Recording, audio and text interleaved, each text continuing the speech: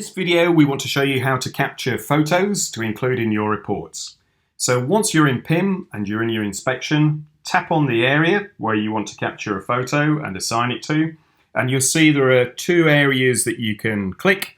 One that says photo and a little icon here that's got a picture of a camera on it. If you tap those, it brings up your camera and then you can take a photo. Now on the right hand side of the screen you'll see a camera.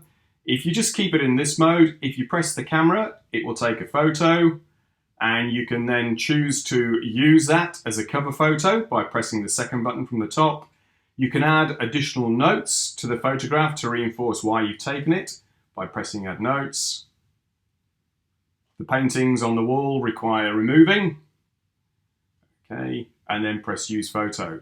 So this mode of using the camera is ideal if you just want to take one photo at a time and add notes to it. If you're taking a photo, remember you can tap on various parts of the screen to change the lighting, and also tap on the screen to focus, and zoom out by putting two fingers on the screen and spreading the image. Click Use Photo. Now if you look on the left hand side of the screen, you'll see that there is a Multishot function. If you press that, it turns yellow, and that allows you to take photos rapidly in quick succession. So I can just press the camera button, click, click, click, click, done. Now finally, the other way you can include photos in your inspection reports is to use your camera roll. So you can take photos on your iPhone or your iPad. Press the photo library.